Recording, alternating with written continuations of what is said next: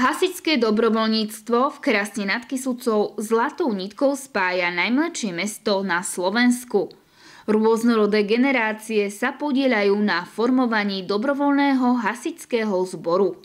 Jednou z najkrajších ľudských vlastností je spolupatričnosť.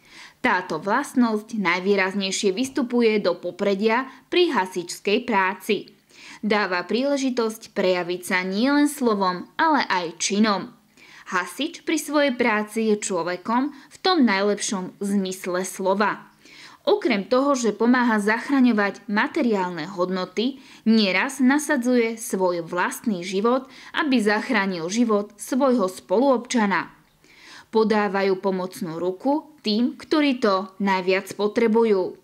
Stovky hodín dobrovoľní hasiči z Krasne nad Kysucou trávia pri preventívnych prehliadkach, cvičeniach, školeniach, brigádnických prácach, pri údržbe hasičskej techniky alebo pri plnení hospodárskych a celospoločenských úlohách. Pri priamych zásahoch pri požiaroch, často s vypätím všetkých síl a s nasadením vlastného života, zachraňujú miliónové hodnoty nielen v meste Krasno nad Kysucou, ale aj v okolitých obciach. Mesto Krasno nad Kysucou pod vedením primátora Jozefa Grapu podporuje dobrovoľný hasičský zbor nielen finančnými prostriedkami, ale vytvára aj nové zlepšené priestory, a to rekonštrukciou novej hasičskej zbrojnice, ktorá sa nachádza v priestoroch bývalej plynovej kotolne. Vďaka tomu, že tento priestor pomaly skultúrňujeme, odvážame nepotrebný materiál do novej lokality, mohli sme tu požiarníkom vybudovať požiarnu zbrojnicu a práve preto, že pri zásahoch požiaroch, ale aj pri čistení ciest a ďalších, ktorí potrebovali vodu, museli sme nakupovať od Sevaku z hydrantov, ktoré má Sevak po meste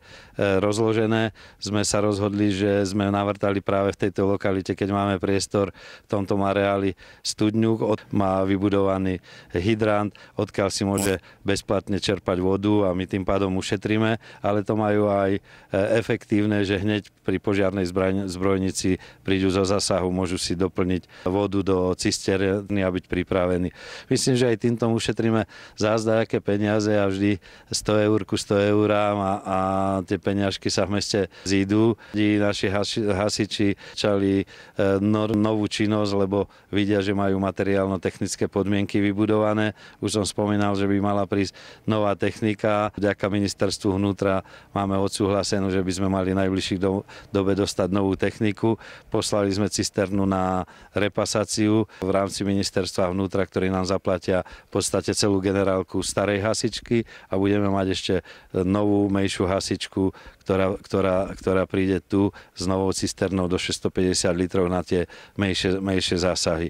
Starý priestor, kde bola bývalá kotolňa, s tým, že sme vybudovali v meste nové kotolne, môžeme využívať pre mesto a nemusíme stávať nové objekty. Využili sme tento priestor pre požiarníkov, nemusia chodiť aj pri výjazdoch cez celé mesto. Sú tu troška síce bokom, ale cez lavičku hneď prejdú a môžu vychádzať na výjazdy, či už smerom do mestskej časti Kalínov, či už smerom do priemyselnej zóny. Bol som na poslednej výročnej členskej schôdzi hasičov, ktorí chytili novú iniciatívu do svojej činnosti a musím len poďakovať dobrovoľnému požiarnemu zboru, že má snahu, stretávajú sa, pracujú a som veľmi rád, že im môžeme aj takto pomôcť a keď vidia, že mesto má záujem o ich činnosť, tak oni sa snažia mestu to zazvrátiť pri tej dobrovoľníckej činnosti.